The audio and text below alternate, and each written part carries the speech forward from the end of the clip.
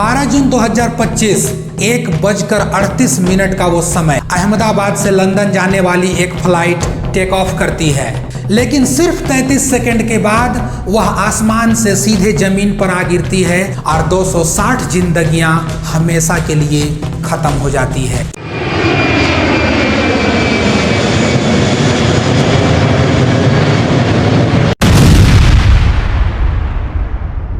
यह कोई साधारण हादसा नहीं था, बल्कि ये एक सिस्टम की चूक, लापरवाही और शायद एक छुपाई जा रही सच्चाई थी। अब सीधे पॉइंट पर अगर बात किया जाए तो क्या इस हादसे को रोका जा सकता था? क्या सरकार और बोइंग कंपनी दोनों मिलकर के कोई बहुत बड़ा सच्चाई को छुपा रहे हैं? और अगर पायलट की गलती नहीं थी तो फिर बताएं कि दोषी कौन?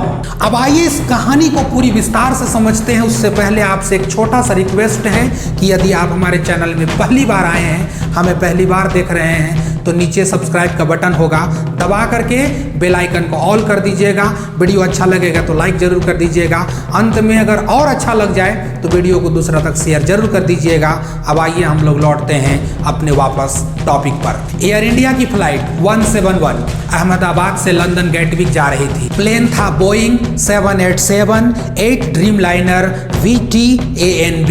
जैसे ही प्लेन ने टेक ऑफ किया, महज 33 सेकंड में ही वह BG मेडिकल कॉलेज के हॉस्टल पर जाकर के गिर जाती है। सिर्फ एक को छोड़ करके सभी 241 लोग बहुत बेदर्दी के साथ वहां पर मारे जाते हैं।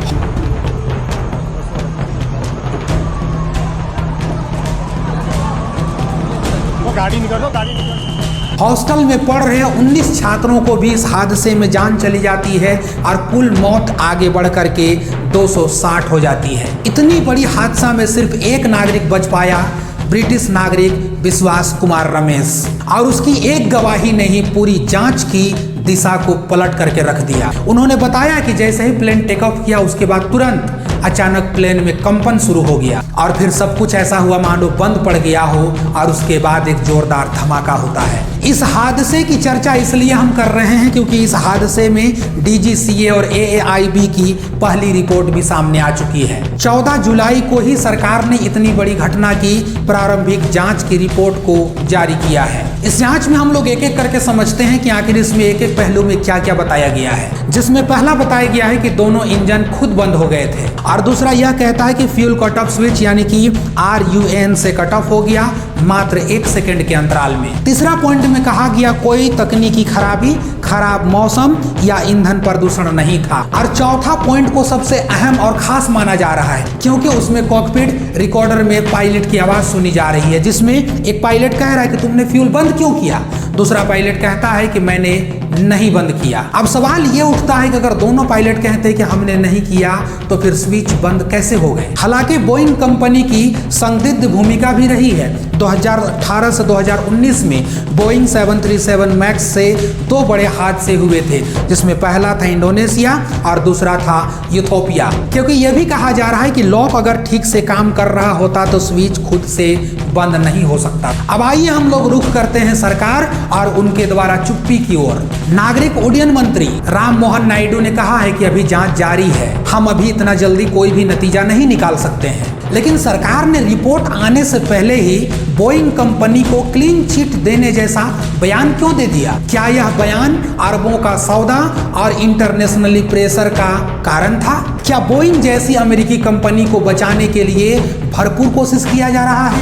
इसमें मीडिया की रोल भी कमी नहीं थी। मीडिया ने अपने आप को जिस प्रकार से धूमिल किया है भारत में, वो शायद किसी देश की मीडिया ऐसे करने की जरूरत नहीं कर सकती है, क्योंकि अधिकतर नेशनल मीडिया ने सिर्फ और सिर्फ ब्रेकिंग न्यूज दिखाया, कोई भी एक गंभीर रिपोर्टिंग नहीं किया गया। जो सवाल लोग सोशल मीडिया पर लगातार पूछ रहे हैं, हम कहते हैं कि वो सवाल टीवी पर क्यों नहीं दिखाया जाता? क्या TRP और स्पॉन्सरशिप को लेकर के किसी सच को दिखाने के बजाय उससे नजरअंदाज किया जा रहा है? सवाल बहुत है, लेकिन हमें पता है कि एक भी पहलू का इसमें से जवाब नहीं दिया जाएगा। अब आइए समझते हैं कि इसमें विशेषज्ञ क्या कहते हैं। विमान विशेषज्ञ बताते हैं बोइंग 787 के स्विच, फ्यूल, लॉक मैकेनिज्म और पायलट की इंटरफेस में कमियां हैं। जबकि कई विशेषज्ञों ने तो बोइंग की जो फ्यूल कंट्रोल डिजाइन है उसको घातक और असुरक्षित भी बताया। अब एक नजर उस परिवार की ओर करते हैं जिसने ना चाहते हुए भी अपने लोगों को खो दिया है। परिवार के लोग कहते हैं कि हमें 15-15 लाख रुपया नहीं चाहिए, बल्कि हमें जवाब चाहिए। एक महिला जिसने अपने पति, अपने बेटे को खो दिया, वो महिला कहती है कि हमें इंसाफ चाहिए,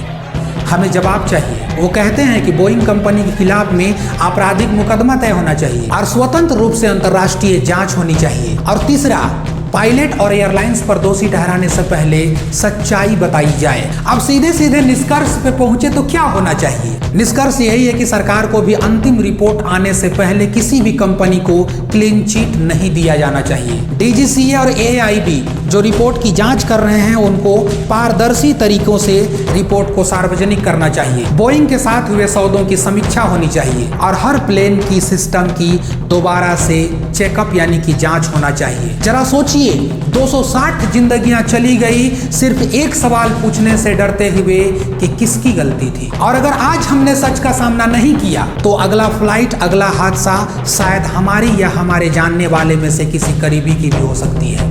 अगर आप चाहते हैं कि मृतकों को इंसाफ मिले, दोषियों को सजा मिले, तो इस वीडियो को शेयर कीजिए।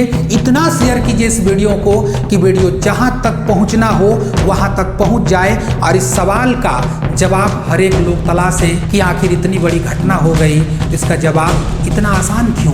कमेंट कीजिए हमारे कमेंट बॉक्स में, अपना राय जरूर छोड़ के जाइए। और फिर से एक बार कहते हैं कि अगर आपने वीडियो पूरा देख लिया है, वीडियो अच्छा लगा हो तो वीडियो को लाइक जरूर कीजिएगा, शेयर कर दीजिएगा, बल्कि चैनल को सब्सक्राइब करके भी जरूर जाइएगा, क्योंकि सच्चाई को दबाना अब और नहीं बर्दाश्त किया जाएगा। शुक्रिया, जय हिंद।